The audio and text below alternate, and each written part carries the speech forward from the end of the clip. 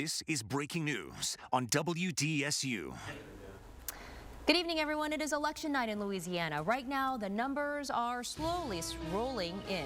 And from statewide to local races, WDSU has you covered. And tonight, we have team coverage for you on some of the biggest races on the ballots today. Our WDSU political analyst, Dr. Silas Lee, and Dr. Ed Shervanack, they're also joining us live in the studio to give us some insight as we wait to announce the winners. But of course, one of the biggest races tonight is the New Orleans mayor's race. Incumbent LaToya Cantrell facing a long list of challengers. All right, and Sherman DeSalle is out there at the watch party for Mayor LaToya Cantrell, going for another term here in tonight's election. How are things looking out there? Kind of quiet, it looks like so far. Sherman?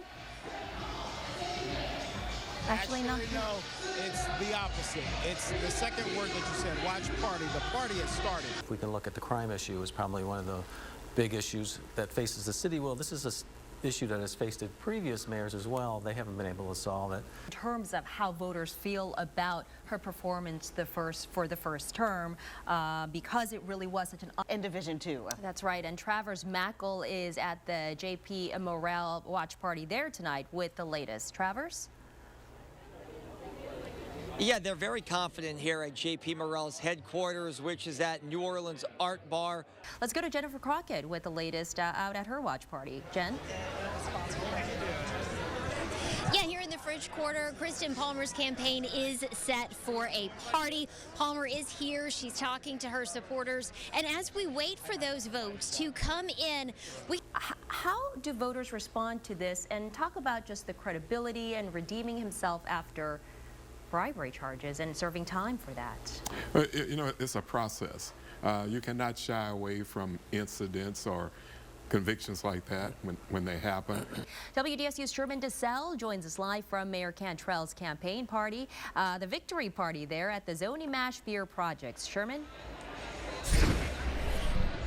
Yeah, here in Mid-City, it quickly turned into a victory party, not just a watch party, but a victory party. We heard a brass band come up, people kind of excited, projecting her the winner and the second-term mayor for this.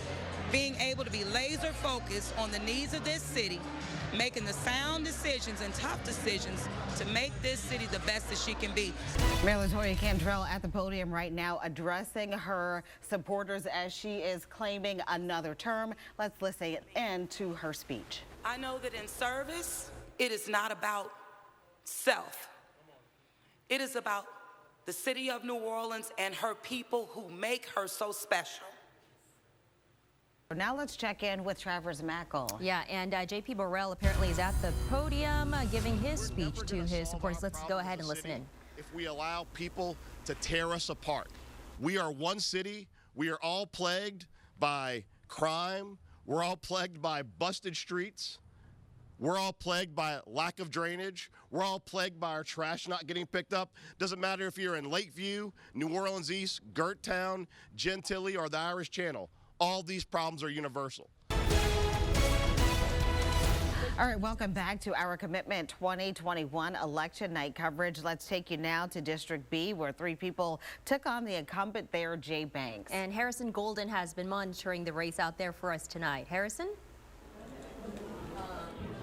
Yes, we're here in the Lower Garden District at Prime Nola, of course, right now. And, you know, in some ways, a tight race we expected here, a tight race. We may get a lot of conversation about what could mean, what tonight could mean, what the next few weeks could mean. We shall see. Councilman Jay Banks here joining us right now. And at this point, right now, how confident are you that you can win this, A, number one, and B, outright tonight? Well, I'm hopeful for tonight. I have not seen the numbers. Obviously, I'm here with you, so I'm not getting the numbers as fast as you guys are, but we are hopeful that it'll be over for us tonight. And if not, if it's a runoff, we're prepared to bring the message to the voters for another month.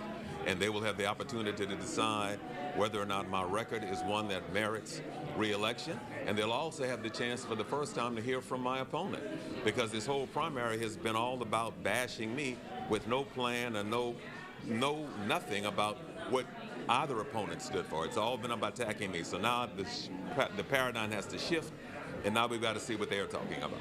And of course, watching those numbers right now as they're coming into WDSU, if they reach, of course, 50+1, that means you win outright. If they get